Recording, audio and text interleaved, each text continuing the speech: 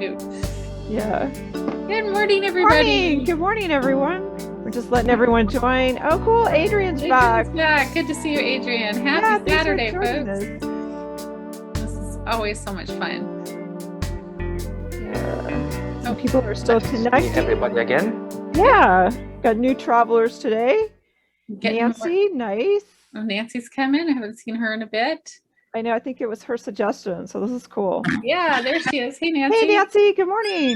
Hey, you made guys. it. Hey. I wouldn't miss this one. I'm leaving on Monday. Oh, wow. Where are you headed, Nancy? I am taking my mom on a river cruise to Europe. So, nice. Okay. yay. And then we're adding on at the front end and the back end. So. Okay. Oh, cool. Exciting. Well, I hope we have some good tips for you, Nancy. Let's chat about how to do that.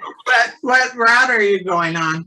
We're doing the Rhine River. So we start in Amsterdam and go along the Rhine in France and Germany. We end up in Basel, Switzerland. We're heading to Zurich for a couple of days and then to Berlin. Nice. Wow. The cruise is only 7 days, but then we're adding stuff in the front and the back. It's Fantastic. enough of being on a boat for me. Do you get to go to Kuchenhof Gardens? We have we do tours by locals, so it's easy for my mom. And they're taking us to Kuchenhof the second day we're there. We're also doing Floriade. You guys, so April, that was me in gardens. We're doing the whole Floriade thing too in Amsterdam. So. Fantastic. Kuchenhof was just fantastic, and I went about the same time of year. So yeah, you got to go in the spring for the flowers. That's for sure. It's only open for 6 weeks. So.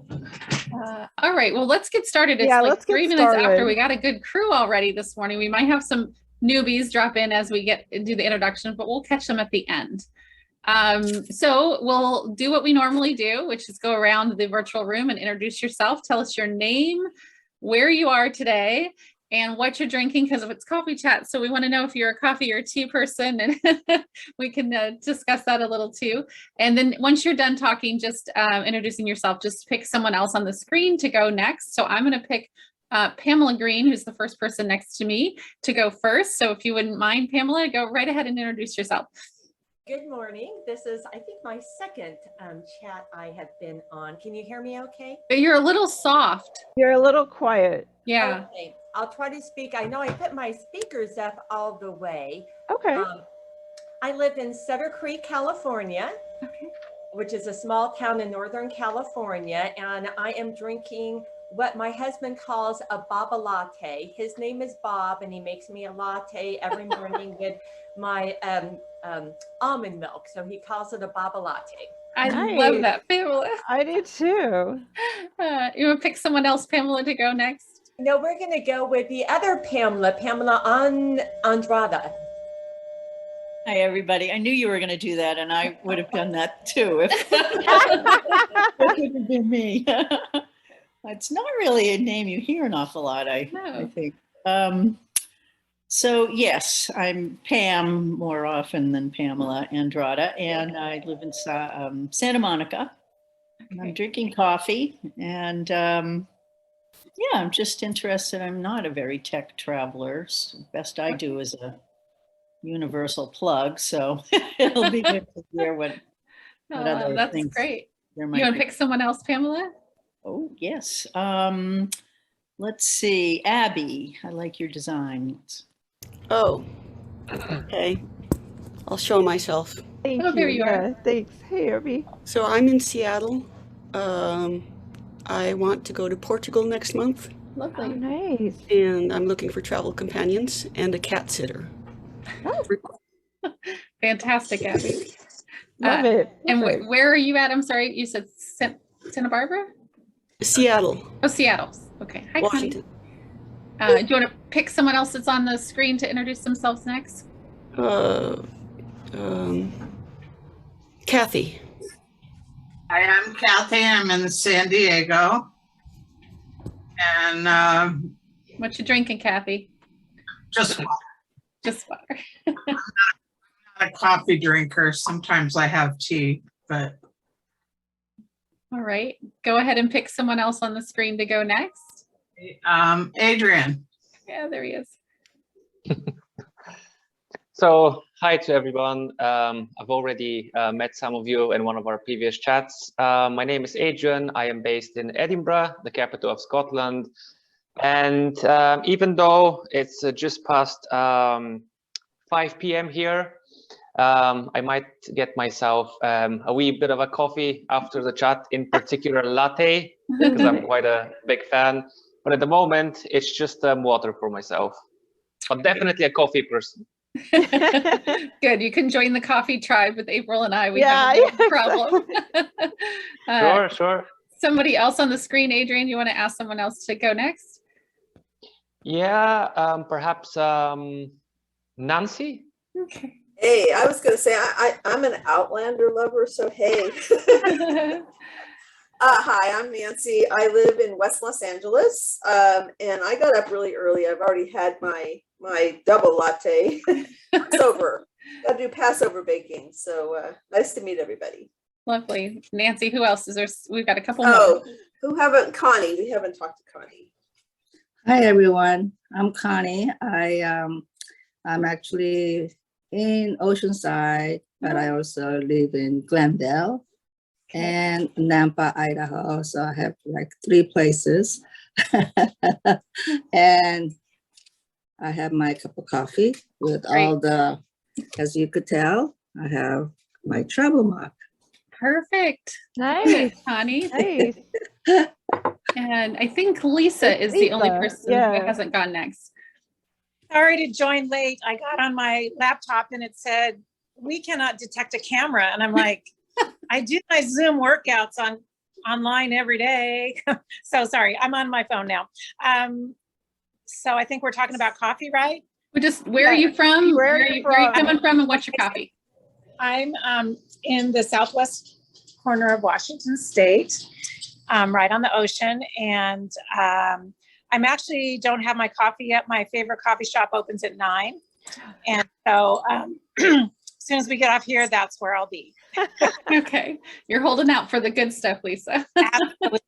Absolutely. All right. Well, I'm Cindy Cohen. I'm in Los Angeles, actually in Silver Lake, and I have coffee. I'm on cup number 2. I've been up for a while, but we are coffee drinkers here too. So, and April? Yeah, and I'm April Bielefeld. I'm in Henderson, Nevada, and I'm on actually just still the first cup of coffee. I haven't had time to jump up since we were talking earlier with Adrian and some of the others. So thanks everyone for joining today. This is exciting. So today it's all about travel tech tips and apps and things like that. So I don't know if you want to start with a particular type of app, Cindy, or if you just want people to let's just go. Like normally what we do is just go around the room, and if you have a tip or a suggestion, just one, don't give us the 7 you have because we want to give everybody space to talk. And if you don't have a tip, that's okay. You can just say, I'm here to learn and just, pause. But everything from what you use for, power adapters, battery chargers, if there's a device that you've purchased, if there's an app you use or a way you use that app when you travel, everything from being connected to keeping your devices alive, anything, we want to hear it all, right? Because this is we talk about travel gadgets sometimes and stuff, but we don't get into sort of the techie part of it. So we thought this might be good just to talk about how we stay connected and keep things alive and know where we're supposed to go and all of those things. So does somebody want to go first, and then we'll just go around the room? Anybody have a suggestion? I can start. Okay, yay, Lisa, thanks. This isn't really about like travel adapters or anything, but my sort of techie suggestion is make sure that you always look on the consulate website and or the airport's website. Excuse me. That's the dairy in my coffee that's making me froggy from yesterday. Because especially like the COVID things are relaxing now, but I wouldn't be surprised if they come back. And a lot of times you have to download an app, which you can do that at the airport, but it just, to me, saves stress when all you want to do is at the airport is get to the right place. And if you have to stop at their little kiosk and download their app for your COVID stuff or whatever, just look online first. Sometimes the consulate people say, we don't necessarily have the most updated stuff. Here's what we know. And then I go to the airport website. So, because I've done quite a bit of traveling, I guess, during COVID. And that's my sort of techie tip to start with. Well, it is a techie tip, Lisa, because if there's an app and you didn't know there was an app, like you said, you don't want to be standing there at the airport trying to figure out how to get connected or download the app. If you can do that before you leave, we all know, right? If you can download apps, test your gear before you go, so much easier, and check the consulate website. Yeah, they're just, I'm going to Europe on United, and they require you to download the app to upload a health questionnaire that the host country is requiring. So before you get on the plane, definitely, like my poor mom is trying to do stuff on her computer, and you have to scan your passport and things. So yeah, the apps for the airlines are really important if you're going away. Yeah, good tip. Lisa, you want to pick someone else? We'll just keep going around. Let's see, let's just say Adrian. All right, Adrian, you got a tech tip for us? I had a hunch I will be the next one. Yeah, and there's one single word with which I can, kind of underline and stress, what I'm going to talk about, and that's energy. Energy, energy, energy. Wherever you're going, whenever it might be, always make sure to get yourself a portable charger or a portable battery. Because I myself, as a traveler, for example, whenever I go to Rome or to Prague or to any of these places, I tend to walk quite a lot. I'm interested in that historical part and that architectural part, and I just want to see and experience things. So naturally, I'll be using my phone for most of the time. Just checking traffic, taking photos, uploading pictures to social media, etc., etc. But if your battery happens to die because you've been out all day, then that's most definitely going to be a game changer. Yeah. Yes. Yeah. A portable charger that you can stick in your pocket or your purse, definitely. Adrian, do you want to pick someone else on the screen to go? Yeah. I would pick, for example, let's say Pamela Andrada. There we go. Hi, Pamela. Hi. Yeah. I don't have any tips. That's fine. Go ahead and just pick someone else, Pamela. All right. Other Pamela. Oh, there you go. I don't know if this is quite a tip, but it's a tip in planning a trip. Often I go alone, or I do a lot of things alone. And so when I'm looking at where I'm going to stay, especially in a city, I always use Google Earth. I get the address, I put it in, I walk up and down the street, I walk in the neighborhood. Does it look safe? Is there graffiti? Is it dark? And anyway, that's just my tip for places to go to really look and see what the area looks like. That's a great tip. I do that all the time too, Pamela, especially if I'm staying at an Airbnb and I don't know. I'll actually do it before I book the Airbnb. I'll drop in on the street to see, where is this, place that I'm going to be, so I know what if it's walkable, right? You just kind of gives you a better sense of it. Google Earth is fantastic for that. Do you have somebody else to pick, Pamela? How about Connie? Hey, Connie. Hi. So I do travel quite a bit, and one of the and I usually try to pick locations where I'm close to restaurants, and obviously touristic spots. And I use an app called WAZ, WAGZ, and it helps me, especially when I walk out of the hotel or Airbnb, try to navigate where I'm going because I'm in a strange city. So that app to me is like the best because I know exactly where I'm going just using that app. It just gives me, it basically narrowed down to, of course, there's an Apple map and there's a Google map, but I found the WAG is really helpful to me because it really tells me exactly where I'm going, especially when you're on foot. Yeah. Nice. You want to pick somebody else, Connie? Let's see. Abby? Okay. Well, this isn't very techy, but one thing that I like bringing with me when going to warmer climates, at least, is a sarong, like a cloth piece of thin cotton that I can wrap around as a skirt, but it can also be used as a blanket and as a pillow, and as a towel, beach towel. It's just a very versatile piece of clothing. Perfect. I think that's all. A scarf or something is always a good thing. Abby, you want to pick someone else, Abby? Oh, sure.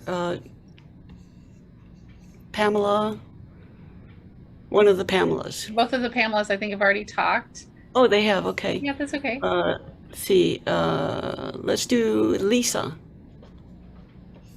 Let me think what else I have. I wasn't prepared since I already said one. That's all right. That's okay. We can come back to you, Lisa, if you've already gone. Let's see. Kathy and Nancy have it, or no? Nancy's went already too, right? Have we done that? No, Nancy. Let's let Nancy go, and then we'll go to Kathy.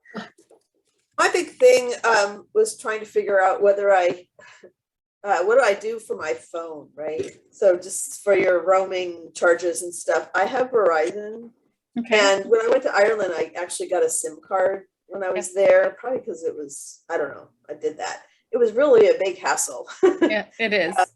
You got it. And then when I got back to New York coming in, I couldn't find the little tool to replace my other SIM card. So Verizon for $10 a day, it's basically cheap. For $10 a day, you know, once you trigger it, you're done and you just get over it. So if you're not going in a long time, it's, you know, it's worth it. And like, you know, you leave your, like where we're going to be on a ship. So while we're on the ship, you know, we use the Wi-Fi, right. So you don't really have to worry about it. And if you're using Wi-Fi, it doesn't trigger. But so that was my biggest thing. I didn't know if anybody had any other recommendations for the phone. Because that was the biggest issue I had before. Yeah, I have a couple of suggestions. Kathy, did you have something to share? Well, when it comes to smartphones, I'm kind of a Luddite. I didn't get my first smartphone until right before COVID.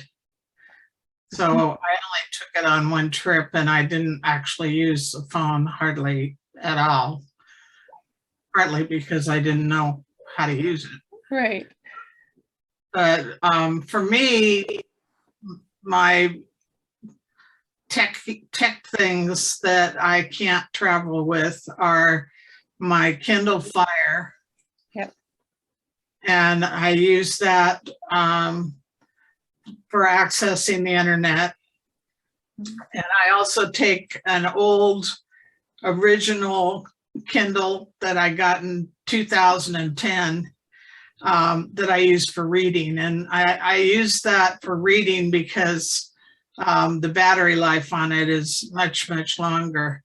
Yeah. And I used to, before I got the Kindle, I used to take a second suitcase just with books in it. Travel, and now I have a Kindle with 160 some books on it. So, you know, and it will fit in my purse. Yeah. So for me, that's my most important. And of course, I have to have the charging equipment for that. But it doesn't have to be charged that often. Yeah. I take my Kindle too. I'm definitely a gadget freak. I have all kinds of gadgets, but I'm a Kindle. I like the Kindle because the battery lasts longer. Even if I bring my laptop and my phone, I also bring the Kindle. People think that's crazy, but the Kindle is easier to read on. I also watch movies on my Kindle, so it's because it's so much smaller to get out. It's bigger than my phone and smaller than my laptop. I can prop it up at the airport, you know, so much easier to watch Netflix or anything else on if you can get. I like my Kindle too, Kathy. I travel with it all the time. Do we miss anybody? Has everybody gone at least once? And then April and I will share our tips too. You must be using a Kindle Fire then if you can watch movies on it. Yeah, it is. All right. Covered everyone. Yeah. I think we have. Yeah. Yeah. Did you want to share some tips, April? I know you have a couple. I have a couple. I mean, I always travel with my cell phone now, and I always have, I've gone to a smaller camera, but I think someone already mentioned too, the power banks are super important nowadays because, your phone can store so much information. I use Google Maps a lot, and I love how you can save a route. So having that route saved ahead of time into your account, then you can just pull it up easily on Google Maps, whether it's a walking map or something then that you can easily view and pull up. I think is super. I love Google Maps. I also have extra camera chargers for your cameras. I think extra batteries. I mean, you can never have enough battery power, it seems like. Yeah. Like Adrienne said, it's like, half the time now, it's like if you're walking around a city, I won't always be pulling out the big camera because it's so obvious. So I've actually gotten a smaller Sony camera. It's a lot smaller. And now with my wrist, I'm learning to use that one more because it's literally about the size of my cell phone. So keeping that charged, having lots of batteries pre-charged and lots of plugins. I have a multi-charger. So like if you're traveling overseas, Nancy, it goes into a wall and you can plug in your phone cable. You can plug in a cable to charge your phone, your camera batteries, because you run into a lot of these older properties that I like to stay in. They don't have enough places to plug in, and we have so many devices now. So I have a question about that, because I bought a little one when I traveled for business all the time, and it was like everybody was sitting on the floor next to the one plug, right? So I bought the one that just the regular plug with the 3 prongs. So I could, either I have enough time or I can share with other people. But do you recommend having one plug with a bunch of USBs instead? And is USB international? I guess that's the question I never thought about. So USB is USB? Well, yeah, once you have the adapter on the back, like if you go on to Amazon or any of the travel sites, they do have like a whole little kit. And I think Sheila's shown it too. And you just pop off the plastic part on the back. So whether it's, England or Ireland, or especially when you're going to talking about the plug itself. It goes into the wall. And then on the front side, it does. It has multiple cable spots. Okay. And it pretty much is USB. However, yeah, exactly. You have to have the back end to the little the adapter part to go in. So there. and you don't even need an adapter. And you don't even need the adapter because I've purchased the European USB plug. Right. Just purchased that. I bought it on Amazon. So you don't even have to have an adapter. You just pretend you live in Europe and you buy a European adapter plug. So the one that, just like yours that you plug directly in the wall and you can plug your USB stuff into it. And I have a couple of those, so I don't need an adapter. All right, so that you guys works. can recommend something and post it somewhere. Yeah, I'll find it because I purchased mine online. That's only if the hotel has USB ports. Yeah, sometimes that's what I assume. That's what I assume. In Southeast Asia, you were lucky to have an electrical outlet at all, and there were no USB ports in the hotels. So I have a little. It's a box about this big. It has 2 plugs, American plugs that go into it, and then I put on the cord. I put the adapter for the country, and then it has 4 USB ports also. And I have to use CPAP at night, so one of those plugs is what my CPAP goes into, and then I can use the other for my camera, my phone, my Kindles, and anything else that I have that needs to be charged. I also have a little fan that I use in really hot, that's a wearable fan, and it can be charged with the USB. So I charge that too. Yeah, what did you have, Cindy? Well, and Power banks I do also, like everyone else. But what I try to do is bring two. So I have one that I can be charging and one that I can be using. I think that really helps. I have a large one, which I think I have it here at my desk. I'll see if I can find it, which can recharge my cell phone or so several times, which is nice. So it's not just a one and done. Some of those little tiny ones really only charge your phone once and then you have to recharge it. My larger power bank does it about 9 times. So that's really helpful. So I don't have to find power repeatedly, but I've learned just to take 2, right? One that I can have charging and one that actually works. So if I have to leave it back at the hotel charging while I'm working, that works for me. And then Nancy was asking about the cell phone service. And I'm going to say that the cell phone service for travel for me, you're right. It depends on how long you're on your trip, Nancy, because, sometimes that $10 a day is just so much easier than doing the SIM card, right? The other thing is to check the country you go and what their options are. For example, when I was in Cuba, there's very little option. I have to buy their service, the telephone service and the cell service is run by the government. So you have to get a card. I had to use like a phone card when I was in Cuba. I think I had a similar situation in Belize, but that's constantly changing, like everything else in tech. So I know when we went to Costa Rica in 2011, we did SIM cards and we also did phone cards. I took my kids but that has changed since then, because of course now the roaming rates are different. So I think you almost have to research it country by country, sadly. and kind of depends on what year when you're going, right? Because what you did this year may not be applicable next year because the technology is changing, for sure. The other thing that I've been doing recently is I did it in Iceland and I would probably continue to do it, is if you're traveling around, you can buy those Wi-Fi hotspots and you can rent them. A lot of times they'll rent them to you. So if you're not needing to make phone calls, right? So we're most likely using our cell phones, our smartphones for Wi-Fi. You're connecting to the internet, checking Google Maps, doing that kind of thing. One of those hotspots will help you. You can rent them stateside or buy them and then you turn the service on. You can do all of those kinds of things, or lots of times they sell them at the airport, but of course those will be a little more expensive. But I rented, we drove around the ring road in Iceland and we wanted to have Wi-Fi more often than not, right? And not just when we got back to the hotel at the end of the night. We wanted people to be able to access things while we were driving. So I grabbed one of these rental hotspots. It was really easy to get at the airport. We picked it up. It was, I think, $10 a day, but everyone on the tour, so all 10 of us were able to log into that Wi-Fi hotspot at the same time. We shared it amongst all of us and we were able to get Wi-Fi even when we weren't at the hotel. And if you check your phone, you can turn off the cell service, which is what I did, so I don't accidentally use that service and get charged the $10 a day, and then just use Wi-Fi, and then only intentionally turn on my cell service when I want, when I need to actually make a phone call. And then that's what I did, Nancy. It was easier to buy the hotspot. Did the Wi-Fi rental have a limit on data minutes and all that stuff?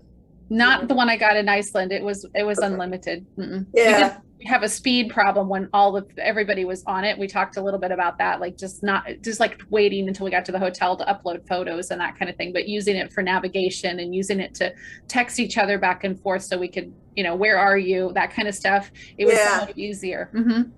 Yeah, I needed to stay connected to my parents and with my mom, so I'm just gonna $10 a day is worth. Yeah, $10 a day is really worth it. Yeah. I had another question as far as I'm sorry, I don't mean to monopolize. Just if you can mention somewhere after Pamela, you get your question answered, what you think about the VPN issue in terms of making sure you're operating through a VPN. Okay, we can talk about that too. Go ahead, Pamela. What was you have a Oh, no, I just had a comment. This is as techie as I get. For Nancy, you said you lost the tool for opening the SIM card thing. Paper clips work too. Yeah, I could not find a freaking paperclip. Right. That's. I was at JFK, and they normally all the airports have the kiosks where you can do the phone stuff. I could not find a kiosk for the life of me. Oh no! So I am freaking out because I have like a 4-hour layover, and I couldn't get the SIM card to switch. And I finally I stopped some security guard and asked if he could help me, and he had something in his pocket. I'm like, okay, there you go. Yeah, it was hard. I used to spend 3 months in France every year, and I had the same problem. The SIM card thing is very daunting. Even the ones that are available, there are a billion of them, and some cost 10 cents and some cost $10, 10 euros, and they seem to run out. They would run out before the 30 days. I mean, it really was a problem, but I didn't want to spend $300 either on the Verizon thing. So anyway, that's my 2 cents about Thank you. All right. Anybody else have, now that we've gone around at least once, so let's just let people. Kathy's raising her hand. Go ahead. One other thing that it took me a while to figure out was in a lot of hotels, more so overseas, but now more and more in the United States, you have to put your key card in a little slot, to turn on the electricity for the room. So if you want to charge things when you're out of the room, use another kind of plastic card, and almost always it will work. So I usually put my AAA card in there. Me too. That's a smart tip. That's a good tip. Yeah. And I turn off the lights. I'm being conservative, but it allows me to charge things like my Kindle or my camera while I'm at dinner. Yes, I've done that too, Kathy. Great reminder and tip for that, because in some of those European hotels, it's like, what? I can't power my device or my extra charger, right, while I'm gone. Yeah. Anybody else have suggestions or tips now that we've all gone at least once, I think? I think that a vlogging kit, even though it might be a bit, a bit too specific for a YouTuber, let's say, but I think that if you have like the vlogging stick, it could be quite useful for even like taking a photo, with the timer on the phone, or if you want to, just record a great video of a site such as the Colosseum or something like that. That could be quite handy as well and quite useful. And you can also do like maybe a live event, and have the microphone on it. So I think that for nowadays, it's in a sense a necessity. Yeah, I think you bring up a good point, Adrian. Some sort of tripod or stand for your phone, because lots of times you do want to take like a photo of yourself, and that's how they're doing that, right? If you're travel alone, or even if you want a photo with your group and you can't find a passerby, right, to take your photo for you, if you have a little tripod or a little stand or something, that helps a lot. Or the walking stick, so that you can actually record yourself when you're on some of these great tours. But these are things that I would encourage people to test, just like you do anything else, right? Never buy new shoes and never walk in them before you travel. And the same thing goes for anything tech gadget wise. Don't ever buy it and then just put it in the bag and say, I'll figure it out when I get there, right? We've talked about this with cameras too, April, right? Don't buy a new camera and then just go. Yeah, absolutely. I would only add on top of that, or even it might be just a simple selfie stick, but even though you might be on a budget for some of the trips that you take, if you have a couple of different options, I would always advise to perhaps just spend a bit more, because eventually in the long run it would most definitely pay out. Like I had cases where I would just buy a selfie stick or something like this, but I would buy it from like a Pound Saver store or something like this when I was starting to travel. So not the best of decisions, because obviously quite soon it might break, and then you might need to get a new one, etc., etc. So yeah, maybe spending a bit more could definitely be the right choice on any gadgets. Yeah, and you're making me think of having a leash for your phone. Now that's something I do. I have like a case where I can put a wrist leash on my phone. It helps me feel safe. Yeah, that's it, Connie. Something that either goes around your neck or around your wrist, because when you're traveling someplace, so you're on a boat or you're up high where you could potentially drop that phone, you don't want to be that person, right? So if I'm going to do something like when we went zip lining, I absolutely tethered that phone to my body. I was so afraid I was going to fall out of my pocket or what. I want to make sure I didn't lose it. So that, and then I also bring a waterproof bag like you would if you were on a boat or you were going to do something like that. Even though I'm not doing water sports, there's been times in some places, I mean, I stay in hostels and I do other things where the bathroom isn't the driest, right? And I want to leave the phone out sitting there, or I want to almost take it in the shower with me because I don't want to leave it there. So I always bring a waterproof bag to put my phone in. I don't always use it, but I usually have something to put it in so I can, or if we happen to go to someplace or it's raining, it's just nice to have so you don't ruin your phone when you're out and about in adventures. If you're getting an example, there's just a few gadgets that might be not as popular, but I would also say that there's these translation devices. If you're going to a country where the language there is rather different, to say the least, than what you're used to, such as maybe China or an Arabic country, etc., etc. You might want to get interpreting translations device, which probably supports like 100, 150 or more languages. And if you're traveling via vehicle, I would most definitely suggest that you have at least maybe 1 or 2 GPS tracking devices inside of it, just in case something happens and it needs to be traced a little bit later in time. So that can prove to be quite useful as well. That's a good tip, Adrian. Yeah, that's a really because now good those GPS trackers are pretty economical. Like you can just put them in your purse, or you can do something like that. So if you rent a vehicle, also put them in your bag so you know where it is at all times. That's a great tip.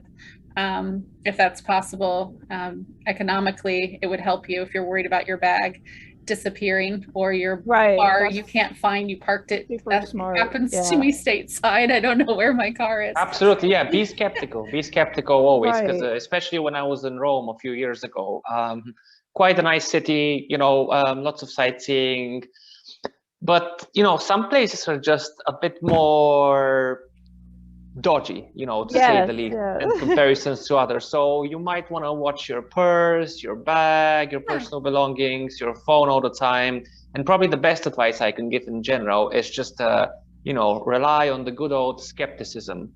If something seems too good to be true, or for example, when you go out of the Colosseum, there's these gentlemen who make special bracelets, and they start marketing them to you, in a rather bold way,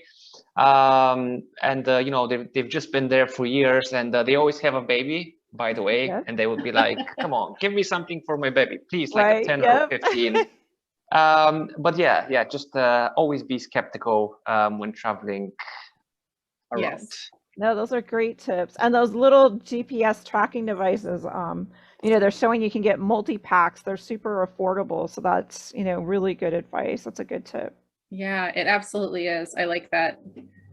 And I always too tell people, I know Cindy and I have shared this probably before, is like, take pictures of your ID, your passport, your important documents, and email them to someone else, have them on a secure server, a cloud storage server in an a folder that has a different name, something that you can access, because worst case scenario, if you lose your passport or something, you need copies, you need this information to go to the embassy quickly to continue your trip and be able to go on, so. And I always put it in the cloud somewhere. I know some people will I saved my itinerary on my phone, but if you lose your phone, you just lost it. So email it to yourself, or get, Google Drive, or do something so that you can log in from anywhere. So if you have to go to the US Embassy there in your country, you can log in on one of their devices, right? And download your copy of your, like you have access to it even when you lose if you've lost everything, right? Yeah, exactly.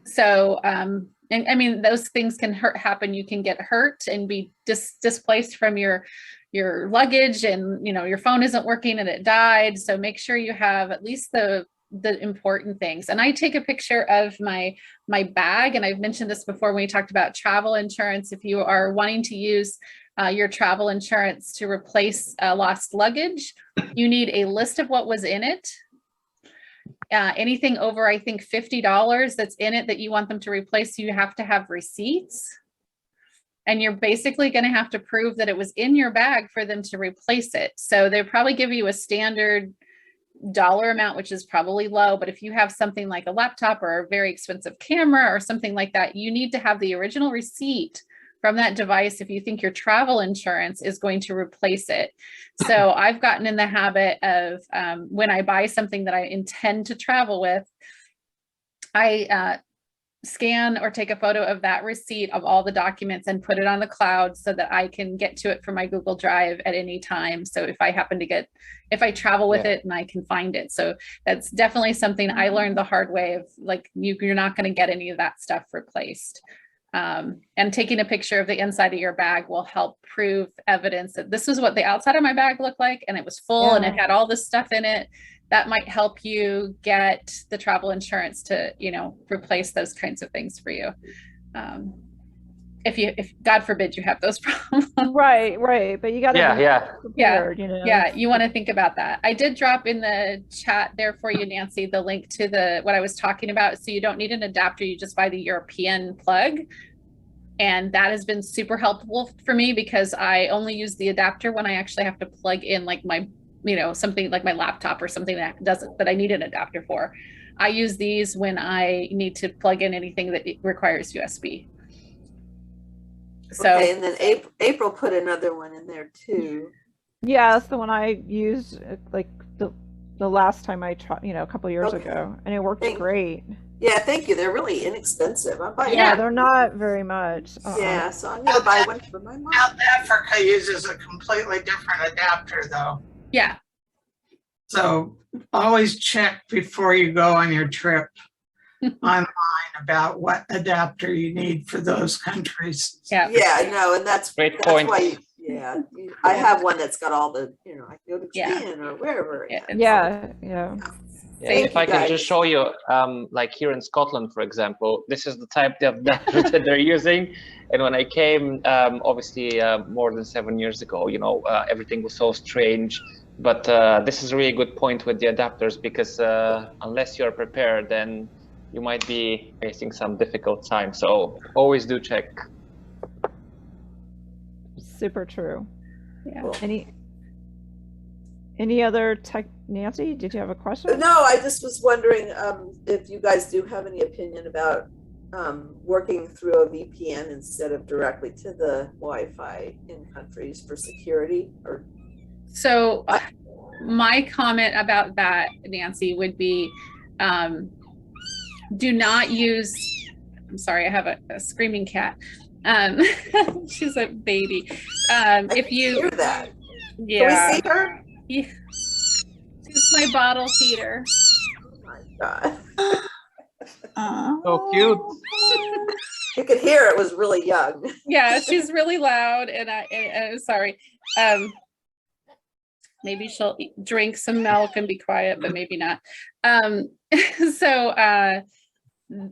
Be careful. The only reason I would say to use a VPN is if you were doing banking or logging into something that you're concerned about, right? Like those kinds of things. Also, don't log into things like your Google Drive or the big things in unprotected networks, like at a coffee shop or something like that, or an internet cafe. Be very cautious of those kinds of things. But if you're in a larger hotel, you're at the airport, I feel a little more safe doing it there, logging into your bank. But then there's also countries you might want to be careful with. I would definitely use a VPN if I went to China, for example. So, pay attention to where you're at and what you're doing on it. If you're just doing social media, I think you're probably okay. And if you're just emailing and doing that kind of thing. But I would, yeah, VPN, if you have to use those more public internets all the time, I would invest in that. And if you're doing work, like you're logging into work, Nancy, I would use a VPN then too, to protect. Yeah. So you think airports are safe, huh? Airports are safe. Well, the airport network, depending on the country, yes, it should be better because they have more dollars to have the right infrastructure to protect it with the right firewalls and so forth. But if it's Cuba or a country that maybe doesn't have a ton of tech money, you might be in jeopardy. So yeah, again, the larger companies will have more infrastructure. Sorry. My husband's an IT guy, and he just said airports are not safe. You should not. The reason is I don't trust anything about airports. I've been using hand sanitizer way before COVID, so it's all good. Nothing good about airports. Me too, by the way. Yeah. I didn't have to go out and buy all that stuff. I just go ahead and share, Pamela. I know you said your husband had some. He's an IT person. He was listening. Oh, I couldn't hear him. So fake hotspots in airports. Yeah, and that so look real. How do you that know look if real? real? So you have Yes. Yes. Does he recommend a VPN site anyway? Yeah, use a VPN when you travel. He really recommends. Even hotels you can spoof it. So you could be at a Hilton, for example, and I could call it Hilton Extreme Wi-Fi or something, and people would log on to it, and I could be tracking everything you're doing on your Wi-Fi. It can happen anywhere. In airports, there's so much traffic, so many people there. It's easy to set up a fake hotspot or ISP kind of thing. So you need to be careful. And like I said, if you're just doing Facebook things, maybe not so bad. But if you're gonna do any kind of banking, even email, you don't want to have your email hacked. So, and VPNs, if you can get one, it's not that expensive for the time you're traveling. I think you could subscribe for like 30 days or something. And then lots of options. VPN. Yeah. And he's absolutely right. A lot of people will spoof things, even in the hotel or other places. So just make sure you're on an official one, or and that's the case all the time. You have to be very careful about what network, what Wi-Fi you're on. But you don't know, though. That's the problem. You don't know what, Wi-Fi could look legitimate, but it's not. It's some other. You just have to be careful and use VPN when you're in public. So I'll be safe when I travel. Free VPNs. I use a free VPN usually. Are they? Pay your bills ahead of time so you don't have to bank when you're traveling. I'm gonna try, but I know I'm gonna be receiving I'm gonna be gone long enough that I'm gonna be receiving stuff while I'm on the road, and I'm gonna try not to log into work, but we'll see. Yeah. All right, enough of that. Thank you. I just wanted to get that feedback because I remember that's good. Yeah. I mean, if you can do it, it's better safe than sorry, for sure. Sorry, Kathy, go ahead. Like you, I have a small point and shoot camera, and I carry 3 extra batteries with me. Yeah. And I rotate those, and I have a battery charger that holds 2 batteries. So I just rotate those and keep them fully charged. I've never had to use all 3 batteries in a day, but it makes me feel very confident that I don't have to worry about running out of juice on my camera at a crucial time. Yeah, that's a good tip. Yeah, I can say I have actually used, it depends how, like if you're in Edinburgh in the summer, your hours of daylight and you're up early and then you're out late at night, it's like I've literally had to hold the battery. You can actually use your body heat to get enough charge to get a couple more pictures, or stick it close to your body, and worst case scenario. But yeah, the more batteries you can have charged, then you don't have to do that and miss a important shot. Good tip, Kathy. If anybody wants to stand out, I think that nowadays you can also get a drone, perhaps, just fantastic 4K video of Budapest, just, taking like a video of you, then going up and down, etc., etc. So And also, by the way, I think that, you know, if, because pretty much everybody has a smartphone nowadays. If you're traveling abroad, it might be a good case. It might be a good thing to buy like a secondary smartphone, you know, something that might be secondhand, like spend maybe $100 in between 100 to 150, you know, whatever it might be. And just there's specific apps which let you to transfer all of your data and applications from one phone to another. So if you can get a second phone and transfer everything on your primary phone to the other phone, that would be quite useful. So if something happens while you're abroad, you know, when you go home, if your phone is quite important, especially for work, you know, you have that backup option, which is immediately available for you to use. Or if you take it with you abroad, you know, when you leave it in your hotel room, for example, you know, once you go back to the hotel, you'll have access to everything again. Sorry, I have one more tip that I learned when I was traveling last year, which was to either bring my my little Roku device or to bring an HDMI cable, because at the hotel you're stuck with TV with commercials, and I don't know about you, but I'm done with TV with commercials. So I have Netflix and those things, you know, I have subscriptions to those, and of course I can watch them on my laptop, but why would I when there's a lovely TV here, but I can't connect it to my laptop to, you know, those devices without an HDMI cable. But my son was the one, he's like, just take your little Roku stick, mom, just put it in your bag and you can plug it in. And he's so right, because then it just gives you the access. Little tiny device. They have Fire Sticks and other things. So if you you know, are looking to watch something at the end of your day, which I do quite often, just as I, you know, get ready for bed or whatever, it's nice to watch a movie or something. I was disappointed at one hotel because I was like, I can't use this TV, and if I turn it on, I get all this stuff, and I don't want to watch that. I was actually in New York, and I was so frustrated, so I had to watch it on my little Kindle. So thinking about, you know, just what you do throughout the day, that's a good device to put in the bag. And I think, I don't know about, I think we've talked about the little GPS spot devices. There are some personal devices depending on what kind of travel you're doing.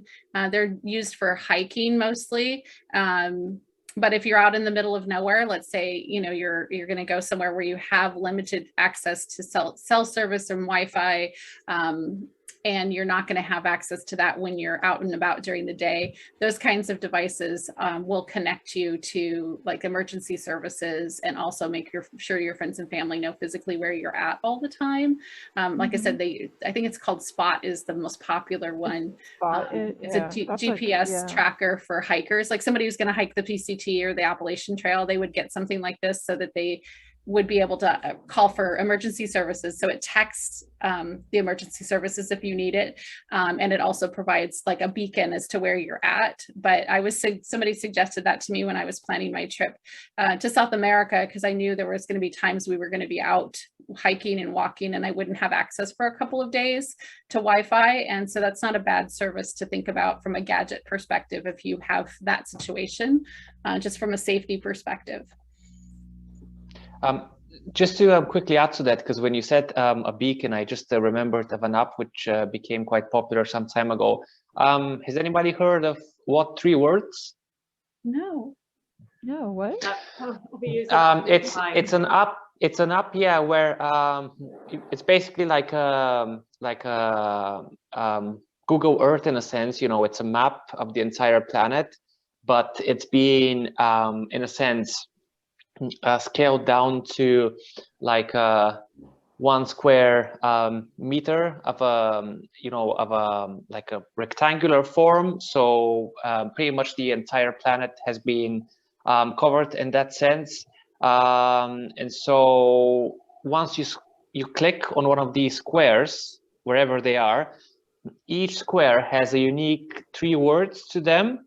Oh. And so I think the police is using it now. I was walking by in my neighborhood some time ago on one street by a house, and then I saw that there was like a What 3 Words address right in front of it, and that was really interesting. So if you ever need to pinpoint your location to the exact meter, you can use what 3 words, and once you click on the square, you get 3 unique words, and once you share them, you know, the other side, the authorities or whoever it might be, will know exactly where you are.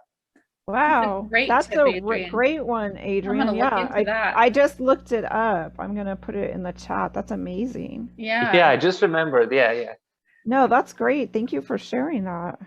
That's good stuff. We even learn new stuff. It's like, and that's the thing with apps and tech. There's always new stuff coming out, new ways to stay connected, and definitely even like those little GPS devices or the spot, like Cindy was saying. I mean, there's places in the United States even, you know, where you go on a back road and you hear these horror stories, unfortunately, of the, you know, the map taking them down a logging road and the family getting stranded in bad weather, and, you know, bad things unfortunately happen because no one could find them. No one could get to them. So it's these, you know, be thinking ahead, you know. Alaska's like that. I mean, there's places in New England I take people and people are like, wait, I don't have a cell signal. I can't pull up my map. And I'm like, yep, you're in a, you know, there's dead spots, you know, there's just. Yeah. I mean, I have dead spots right in my own neighborhood. If I stood in certain places, like I don't, like for 3 or 4 blocks, I have no cell signal whatsoever. I'm going to put this app. It's called Prey, Prey. I've been using this app I have it on all my devices for a number of years because I read a horror story about someone who lost their work laptop. Ooh. And of course they were out of the country and somebody stole it from them, just stole their bag at a coffee shop. And the authorities are just like what you would expect even here in the United States. They were just sort of like, we don't know how to help you. You know, what did he look like? You know, you don't know anything. But this Prey app does a lot of things. It not only puts GPS on your laptop, but you can remotely control your camera and other things that they don't even know you're doing. So they were able to get a photo of the guy that stole the laptop. There's some really interesting stories. So if you are taking something like that you want to protect, I think Prey works on your phone now too, but I have it on my tablet and on my laptop in case I need to enable it. And then they'll be able to see where the person is. As soon as they turn it on, it can turn on the camera and send you photos of the person who's sitting in front of your laptop. They will never know that you're doing that, and they'll know, you can see what they're surfing and what they're doing with your computer, so that you can help you find it. So I don't think it's super expensive, but it's definitely a good app if you're bringing expensive equipment with you, stuff that you don't want to lose. Mm-hmm. Right, that's a good one. Yeah, we've got a lot of good stuff because I looked up this, you know, there's all kinds of apps that we've talked about, a lot of good stuff today. Yeah, lots of good stuff. I know. I'm glad we are taking all of these down. Yeah. I'm trying to think if I have any. I mean, I take a USB device so that I can download pictures, and I keep them in multiple places. I've lost photos before. I don't know if anybody else has those horror stories of where you've had either a camera or a phone full of photos, and then whatever happens, you lose them all, lost the camera or whatever. So I'm pretty habitual at the end of every day of making sure I get a backup of what I took that day somewhere. Yeah. And sometimes if I don't have internet access, I'll put it on a thumb drive of some sort so that I have at least another copy of it someplace. Yeah, the thumb drives are good. You know, even Amazon offers cloud storage, really reasonable if you already have a Prime account, and it holds a lot. So just again, if you took a whole day's worth of photos, you want to try to upload as much as you can at the end of the day, because, you know, you might, again, your phone could crash, something could happen. You know, I've had cards, I have pretty big memory cards in my cell phones to hold a lot of photos, but it's like they can get corrupted. I've had brand new cards that end up, you know, losing half the stuff, or the files get corrupted. So yeah, I have a friend who's a big photographer, and he takes enough memory cards with him that he can change them out once a week. Yeah. So if he loses, you know, something, it'll only be the last few days and not the first part of the trip. Yeah, that's what I try to do. Just make sure I get a backup at the end of the day. Yeah, because it's heartbreaking. I did it one trip with my kids, and I'll just never forget. Like all of those photos are gone. It's awful. Yeah. Wow, it's 10 o'clock. This has been great, you guys. So thank you all for joining. If you with my taxes, go ahead and we do this again in 2 weeks. And I don't know what our topic is in 2 weeks. I don't have that in front of me. I'll look real quick. I knew, but for some reason it's vacated my brain, but I will find it real quick. Because we have it in, it's 2 weeks we're doing this again. And if my, do you have the topic? Can I ask for a wee favor? Yeah, sure. Just because I'm using my phone, it's a bit hard to navigate in between the chat and all of them. Would you be able to just save some of the links you've shared and then just email them to me later? Oh yeah, absolutely. I was actually gonna make a Word document and send it to everyone that I have their email address. Oh, thank you for that. And I know I have yours, Adrian. So yeah. If any of you, we're on Facebook at The Travel Collective. You can find us there. You can contact Cindy or I. We have our links on our YouTube channel, which is also The Travel Collective. And we've got other great videos about, I think we did a tech one before, but it might be a little outdated now. I mean, tech is always changing. So yeah, and I know we've done travel gadgets recently. So sometimes that's fun because it's just the things you're bringing. Yeah. If you're on a laptop, open the chat and look at the very bottom, and there's three little dots, and it says save chat, and it'll save everything that's in the chat to a text. Perfect. Thanks. So next coffee chat on the 30th is travel first times. So we're going to be sharing travel stories. First time you went out of the country, the first time you were on a plane. We'll just hear some of those great stories, and we always learn something there too. And then the one on May 14th, which is 2 weeks after that, is budget tips. So another great topic. So that's the next 2 coffee chats. I think I got that. Yeah.